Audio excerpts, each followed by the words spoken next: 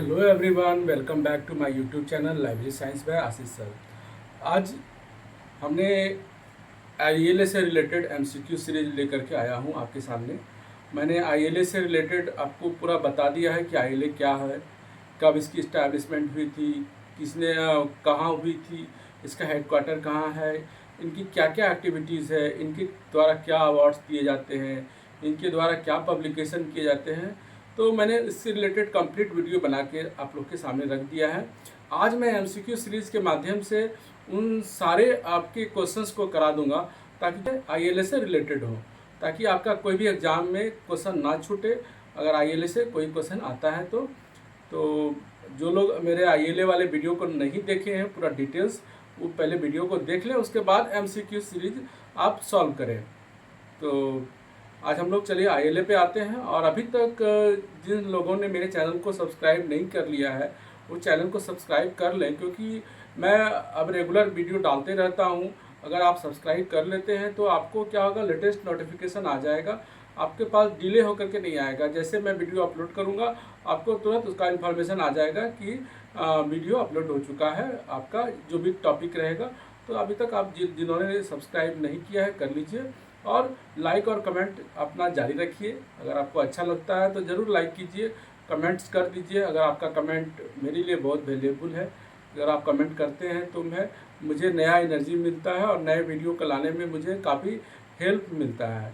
तो इसलिए आप मेरे चैनल को ज़रूर लाइक कीजिए, कमेंट कीजिए और लोगों तक शेयर कीजिए। जितना आपसे बन पाता है उतना शेयर कर दीजिए। और चलिए तो हम लोग आज फिर स्टार्ट करते हैं आईएलए से रिलेटेड एमसीक्यू। ठीक है, तो ये क्वेश्चन है हमारा first question. In the following list who are eligible to become a member of ILA. मैंने बताया था कि आईएलए के मेंबर कौन हो सकते हैं। तो इसमें जो भी लाइब्रेरी प्रोफेशनल्स हैं, चाहे वो किसी भी कहीं पर भी काम करते हों, उसके मेंबर हो सकते हैं। चाहे वो स्कूल लेवल पे काम करते हों, या कॉलेज लेवल पे काम करते हों, या पब्लिक लाइब्रेरी में काम करते हो, या स्पेशल लाइब्रेरी में काम करते हो। तो काम करने का यहाँ पर कोई भी दायरा नहीं है। किसी भी आप कहीं भी किसी भी इंस्टीट्यूशंस में काम करते हैं, आप लाइब्रेरी प्रोफेशनल्स हैं, आप एलिजिबल हैं आईएलए के मेंबर होने के लिए। ठीक है, तो यहाँ हमारा ऑप्शन क्या है कि working professionals of college and university library, working professionals of public library and special library, working professionals of school library, all the above. तो यहाँ पर क्या हो जाएगा कि वर्किंग प्रोफेशनल्स, अगर आप समझ गए कि कौन सा हो जाएगा कि ऑल द एबव, तो हमारा राइट आंसर क्या हो जाएगा, ऑल द एबव। क्यों? क्योंकि हमने बताया कि चाहे वो किसी भी कॉलेज में काम करते हो वो भी बन सकते हैं, यूनिवर्सिटी लाइब्रेरी में काम करते हैं वो भी बन सकते हैं, पब्लिक लाइब्रेरी में काम कर सकते हैं वो भी बन सकते हैं, स्पेशल लाइब्रेरी में काम करते हैं वो भी बन सकते हैं, किसी स्कूल लाइब्रेरी में काम कर सकते हैं तो वो भी बन सकते हैं, किसी भी डिस्ट्रिक्ट लाइब्रेरी, किसी भी लाइब्रेरी में काम करते हैं वो आईएलए के मेंबर हो सकते हैं। ये आपको ध्यान में रखना है कि चाहे वो किसी भी जगह पे काम करते हो, बस वो लाइब्रेरी साइंस उनके पास डिग्री है, कहीं पर काम कर रहे हैं, वो आईएलए के मेंबर बन सकते हैं। दोनों के केस है। तो अब हम लोग इस क्वेश्चन को, मेरे ख्याल से कहीं कोई डाउट्स नहीं होना चाहिए, ये नहीं हो सकता है। तो यह हमारा क्या है, ऑल द एबव, सभी इसमें आपके आईएलए के मेंबर हो सकते हैं। तो चलिए फिर हम लोग नेक्स्ट क्वेश्चन पे आते हैं।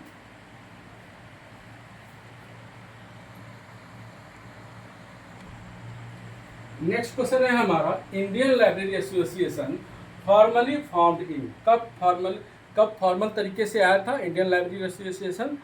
तो फॉर्म कब हुआ था, यहाँ ऑप्शन है 13 सितंबर 1933, उसके बाद है 31 अक्टूबर 1933, 23 सितंबर 1933 एंड नन ऑफ दिस। तो जनरली या तो आप, बहुत सारे स्टूडेंट जब जानते नहीं हैं तो क्या करते हैं, नन ऑफ दिस का ऑप्शन चूज कर लेते हैं। तो आपको नन ऑफ दिस यहाँ पर नहीं है। यहाँ क्या है, तो मैंने बता के रखा था कि 1933 है, तो लेकिन 1933 आपका सब में है। तो अब आपके पास तीनों ऑप्शन है 1933। अब आपको यदि इसका डेट पता नहीं है तो ये वाला डेट, तो आपको कंफ्यूजन हो सकता है। लेकिन अगर आपको पता है तो यहाँ पर राइट आंसर क्या हो जाएगा हमारा, 13 सितंबर 1933। इसी दिन इंडियन लाइब्रेरी एसोसिएशन फॉर्म हुआ था। कहाँ इसका एस्टैब्लिशमेंट हुआ था, तो कोलकाता में हुआ था। इसका हेड ऑफिस कहाँ है? दिल्ली में है। तो हमारा यहाँ पर नेक्स्ट क्वेश्चन हो जाता है कि इंडियन लाइब्रेरी एसोसिएशन फॉर्मली, बहुत सारे स्टूडेंट्स लिखते हैं कि सर हिंदी और इंग्लिश में दोनों में मैं बिहार से हूँ या बिहार में हिंदी और इंग्लिश मीडियम दोनों के स्टूडेंट हैं। ठीक है, आपका कहना 100% राइट है कि हिंदी और इंग्लिश दोनों, मैं तो इंग्लिश में लिखता हूँ, हिंदी में एक्सप्लेन कर देता हूँ। तो आपको इससे क्या होगा कि यदि आप क्वेश्चन को इंग्लिश में अगर आप समझ लेते हैं तो आपके लिए नॉट ओनली बिहार लाइब्रेरियन, किसी भी एग्जाम में आपको परेशानी नहीं होगी क्वेश्चन को सॉल्व करने में। इवन जब आप यूजीसी नेट की प्रिपरेशन करेंगे और यूजीसी नेट जब आप क्लियर करने जाएंगे तो हिंदी का जो क्वेश्चन रहेगा वो आपको, इसका इतना लैंग्वेज इतना वास्ट रहता है कि आपके लिए समझना आसान नहीं होगा। तो उस कंडीशन में आपके लिए इंग्लिश ही ज़्यादा हेल्पफुल होगा। तो आप इंग्लिश पर ज़्यादा फोकस कीजिए। और ठीक है, डिस्क्रिप्टिव में भी आप हिंदी पढ़िए, लेकिन क्वेश्चन जब आप एमसीक्यू सॉल्व कीजिए तो उसको इंग्लिश वाला को सॉल्व कीजिए, वो ज़्यादा आपके जल्दी दिमाग में आ जाएगा उसका आंसर। हिंदी वाला पढ़िएगा, आपको समझने में पहले तो क्वेश्चन को भी समझने में परेशानी हो सकती है, दूसरा आंसर को भी देने में परेशानियाँ हो सकती है। तो कोशिश कीजिए कि इंग्लिश पे आप फोकस कीजिए, डिस्क्रिप्टिव आप हिंदी पढ़ सकते हैं। ठीक है, तो हमारा यहाँ पर हो गया कि 13 सितंबर 1933 इज द राइट आंसर। तो ये हमारा ये क्या होगा? गलत होगा, नन ऑफ दिस होगा ही नहीं। तो हमारा राइट आंसर यहाँ हो जाएगा इंडियन लाइब्रेरी एसोसिएशन कब फॉर्म हुआ था? 1933, 13 सितंबर। नेक्स्ट क्वेश्चन पे आते हैं।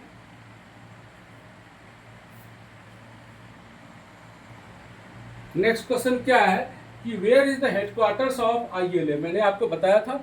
और जो भी स्टूडेंट्स हैं, अगर एमसीक्यू सॉल्व करने से पहले आप मेरे डिटेल्स वीडियो आईएलए का देख लीजिए, उसके बाद एमसीक्यू सॉल्व कीजिएगा तो आपको याद भी हो जाएगा और आप कभी भूलेंगे भी नहीं। तो हमारा यही क्वेश्चन है कि where is the headquarters of ILA. ILA का हेडक्वार्टर्स कहाँ है? तो ऑप्शन में है चेन्नई, कोलकाता, दिल्ली और मुंबई। बहुत सारे स्टूडेंट क्या करेंगे, मुंबई तो होगा ही नहीं, ये दिल्ली नहीं होगा। और बहुत सारे स्टूडेंट क्या करेंगे, कोलकाता और दिल्ली में कंफ्यूज होकर के हो सकता है कि गलत आंसर कोलकाता को मार दे। बट आपका हेडक्वार्टर कहाँ है? न्यू दिल्ली। ये दिल्ली आपका हेडक्वार्टर है, कोलकाता नहीं है। कोलकाता कहाँ हुआ था? इस्टेब्लिशमेंट, स्थापना हुआ था कोलकाता में, और हेडक्वार्टर है इसका दिल्ली में। तो हमारा ये भी क्वेश्चन सॉल्व हो जाता है। तो जितना भी मैं आज आपको आईएलए से रिलेटेड क्वेश्चन करा दूंगा, उम्मीद है कि आपका एक भी क्वेश्चन नहीं छूटेगा आईएलए पे। ठीक है, नेक्स्ट क्वेश्चन पे आते हैं।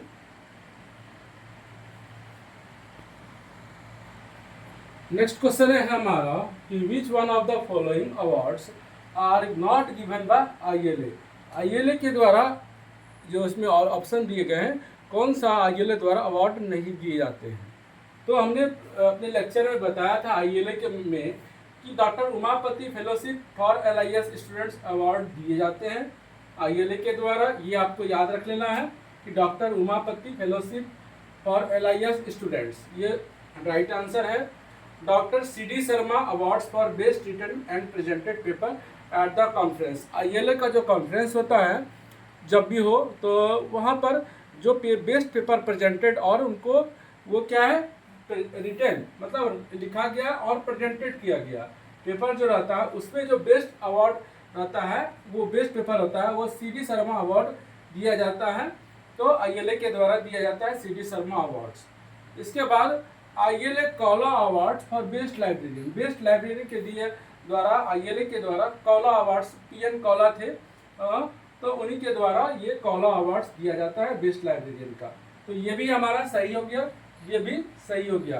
तो यहाँ पर आईएलए डॉक्टर एसआर रंगनाथन अवार्ड ये गलत है हमारा। तो यहाँ पर कौन होगा आंसर?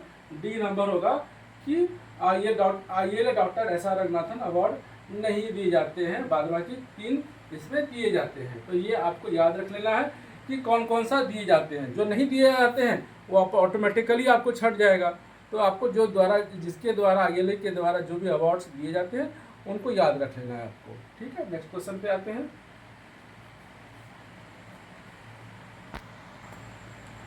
नेक्स्ट क्वेश्चन है हमारा कि which of the following journals published by ILA. ILA के द्वारा कौन से जर्नल पब्लिश होते हैं, ये आपको याद रख लेना होगा। जो हिंदी के स्टूडेंट्स हैं ये समझ लीजिए कि यहाँ पर लिखा गया है कि which one of the following journals published by ILA. ILA के द्वारा कौन से जर्नल पब्लिश्ड होते हैं। तो आपको याद रखना होगा कि पहले तो इसमें कट करना होगा कि journal of leadership studies publish नहीं होता है, ठीक है। इसके बाद ILA बुलेटिन, ये बुलेटिन पब्लिश होता है, जर्नल नहीं है, जर्नल नहीं है, ये आपको ध्यान देना होगा कि ये बुलेटिन है।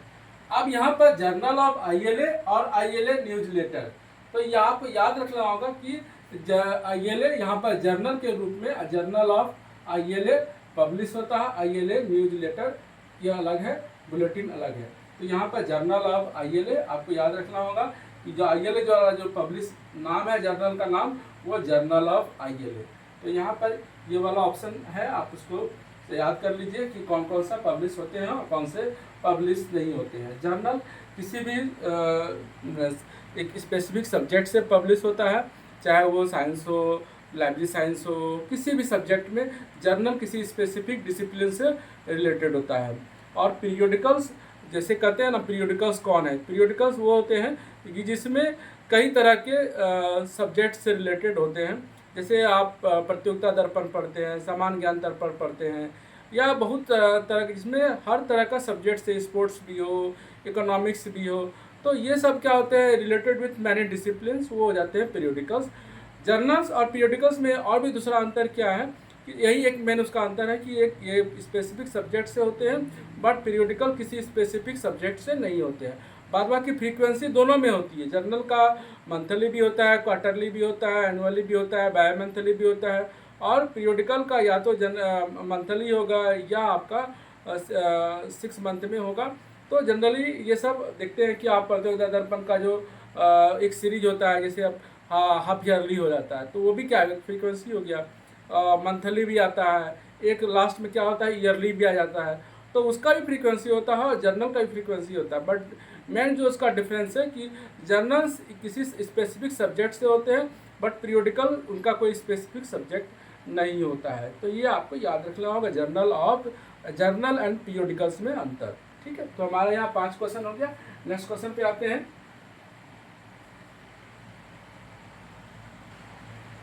क्वेश्चन नंबर 6 आते हैं कि which one of the following newsletter published by ILA। मैंने आपको पूरा डिटेल्ड वीडियो में न्यूज लेटर, बुलेटिन, जर्नल्स का पूरा लिखा दिया है कि कौन कौन से द्वारा ILA द्वारा पब्लिश होते हैं।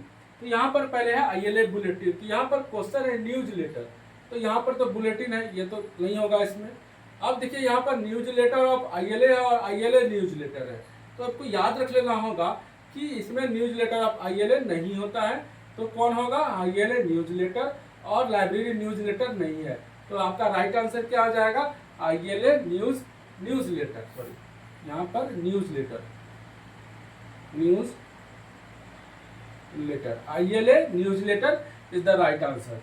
ILA बुलेटिन, ILA के द्वारा बुलेटिन पब्लिश होता है, बट वो बुलेटिन है, न्यूज लेटर नहीं है। तो ILA न्यूज लेटर जो इसका राइट आंसर है वो ILA न्यूज लेटर है, और न्यूज लेटर ऑफ ILA ये नहीं है, लाइब्रेरी न्यूज लेटर नहीं है। तो यहाँ पर बहुत सारे आपको क्वेश्चन का ऑप्शन जो रहेगा वो कंफ्यूजिंग ऑप्शन रहेगा, तो उसमें आपको राइट आंसर चूज करना है। तो आपको अच्छे से एक बार पढ़ के 2-3 बार MCQ 2-3 बार पढ़ लीजिए, उसके बाद MCQ सॉल्व कीजिए, आपको याद हो जाएगा, ठीक है। नेक्स्ट क्वेश्चन पे आते हैं। नेक्स्ट क्वेश्चन पे आते हैं कि which one of the following is URL of ILA। ILA का URL क्या है, यूनिवर्सल रिसोर्स लोकेटर। URL का फुल फॉर्म क्या होता है, यूनिवर्सल रिसोर्स लोकेटर। कौन है ILA का वेबसाइट, जब आप ILA के वेबसाइट जाएंगे, जनरली लोग इस क्वेश्चन से अनभिज्ञ रह जाते हैं, क्योंकि अब ILA का वेबसाइट वो खोलेंगे, ILA के बारे में डिटेल्स पढ़ लेंगे, लेकिन उनकी वेबसाइट के बारे में नहीं जान पाएंगे, वहीं उनका एक क्वेश्चन 1 मार्क्स खा सकता है। तो आपको उस क्वेश्चन को भी जानना है कि ILA का वेबसाइट का नाम क्या है। www.ila.net ये नहीं है, www ये भी नहीं है, ILA.com भी नहीं है, https://ilaindia.co.in ये आपका राइट आंसर। फिर आपका नेक्स्ट है D नंबर, ilaindia.org, org मतलब ऑर्गेनाइजेशन, तो यहाँ पर ये भी गलत हो जाता है। तो हमारा राइट आंसर क्या हो जाएगा, https://ilaindia.co.in। ये आप ILA का वेबसाइट आप खोल के इसको भी आप चेक कर सकते हैं। तो हमारा 7 क्वेश्चन हो गया। नेक्स्ट क्वेश्चन पे फिर आते हैं।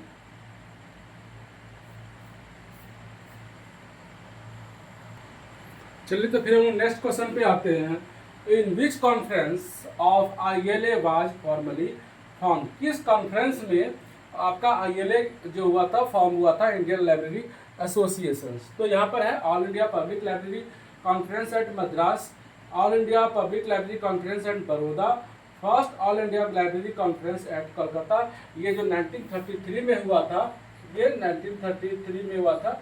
इसी कॉन्फ्रेंस में ILA की का फाउंडेशन इस्टेब्लिशमेंट हुआ था, फाउंडेशन रखा गया था। तो ये कहाँ हुआ था? कलकत्ता में हुआ था। कब? 1933 में। नन ऑफ दिस इसमें नहीं होगा, ये आपका नहीं होगा और ये भी नहीं होगा। तो कहाँ हुआ था? फर्स्ट ऑल इंडिया का लाइब्रेरी कॉन्फ्रेंस कलकत्ता में हुआ था 1933 में, वहीं से ILA फॉर्म हुआ था। और उसके बाद उसका हेडक्वार्टर कहाँ था? न्यू दिल्ली। तो ये आपको बार बार एक क्वेश्चन से रिलेटेड दूसरा क्वेश्चन को आपको याद रख लेना है। रिपीट कीजिए क्वेश्चन का, एक क्वेश्चन के साथ दूसरे क्वेश्चन को रिपीट कीजिए, तो आपका ऑटोमेटिकली याद हो जाएगा। चलिए हम लोग 8 क्वेश्चन कर लिए और भी नेक्स्ट क्वेश्चन करते हैं।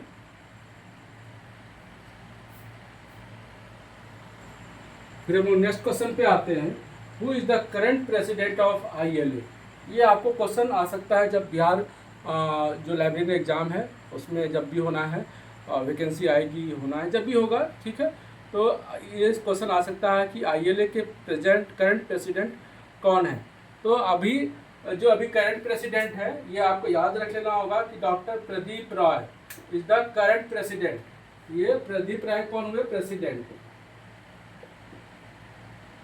ये हो गए जनरल सेक्रेटरी।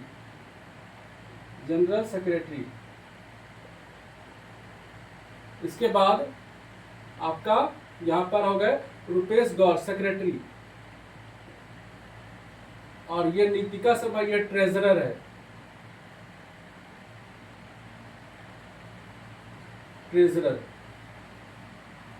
तो ये आपको याद रखना होगा कि यह प्रेसिडेंट पूछा है तो doctor Pradeep Roy is the current president of ILA। धर्म कुमार क्या है? जनरल सेक्रेटरी, और रुपेश गौर सेक्रेटरी है। डॉक्टर नीतिका शर्मा जो है ये ट्रेजरर है। तो ये आपका 9th नंबर क्वेश्चन हमारा कंप्लीट होता है। लास्ट क्वेश्चन है, हम लोग 10th नंबर लेके आते हैं।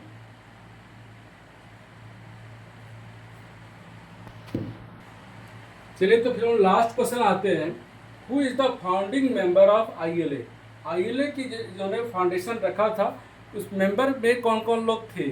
तो उसमें बहुत सारे मेंबर थे। तो यहाँ पर लेकिन ऑप्शन 4 ही है। अब आपको 4 ऑप्शन में टिक करना है कि कौन सा राइट आंसर है। R Gopalan, KM Asadullah, doctor SR Ranganathan, all the above. General लोग समझेंगे कि ILA है, ज़्यादातर लोग जब डॉक्टर SR रंगनाथन का ऑप्शन में रहता है ना, तो ज़्यादातर वो ऐसा डॉक्टर SR रंगनाथन को ही टिक कर देते हैं। लेकिन यहाँ पर क्या है, यही आपको एक क्वेश्चन आपको फंसा सकता है कि R गोपालन भी थे, R गोपालन भी मेंबर, फाउंडिंग मेंबर में थे, KM असादुल्ला भी थे, डॉक्टर SR रंगनाथन भी थे। तो यहाँ पर राइट आंसर क्या आ जाएगा? All the above. यहाँ पर सभी लोग ILA के फाउंडिंग मेंबर में थे, इसलिए आपको इस तरह का क्वेश्चन आपके लिए कंफ्यूजिंग हो सकता है, तो इसको आपको याद रख लेना है। तो टोटल हमने आज 10 क्वेश्चन कराया आपको। इस 10 क्वेश्चन को आप अच्छे से पढ़ लीजिए। निश्चित रूप से मैं गारंटी के साथ कहता हूँ कि आपका ILA से क्वेश्चन अगर कोई भी आता है तो आप आराम से इसको टिक कर पाएंगे। तो ठीक है, आज के लिए हमारा इतना ही। फिर नेक्स्ट लेक्चर में मिलते हैं, फिर नए कंटेंट के साथ, बहुत इंटरेस्टिंग टॉपिक के साथ, जो आपको आपके upcoming exam Bihar library vacancy में काम आ जाए। तो मैं उसी टॉपिक को भी लेकर के आता हूं जो आपके लिए इंटरेस्टिंग हो। तो चलिए फिर आज के लिए इतना ही, नेक्स्ट लेक्चर में मिलते हैं। तब तक के लिए धन्यवाद। आपका दिन शुभ हो। और जो लोग चैनल को मेरे अब तक सब्सक्राइब नहीं कर लिए हैं वो काइंडली सब्सक्राइब कर लीजिए, क्योंकि मैं अब रेगुलर वीडियो लाते रहता हूँ, आपके लिए ही लाता हूँ। मुझे अपने लिए नहीं लाना है, या आपके लिए मैं लेकर आता हूँ, मेहनत आपके लिए करता हूँ। बस आपका एक ही फ़र्ज़ बनता है कि चैनल को लाइक, शेयर और सब्सक्राइब कर दीजिए। और मैं आपसे कुछ नहीं चाहता हूँ। आपका मेरे चैनल के में जो भी मैं पढ़ाता हूँ फ्री ऑफ कॉस्ट है। कोई भी इसके लिए मैं आपसे पैसा चार्ज नहीं करता हूँ, फ्री ऑफ कॉस्ट है। फ्री कंटेंट, फ्री लेक्चर, सब कुछ आपके लिए है। मैं भी लाइब्रेरी साइंस आशीष सर आपके लिए हमेशा हैं, आज भी हैं, आगे दिन भी रहेंगे। तब तक के लिए धन्यवाद। आपका दिन शुभ हो।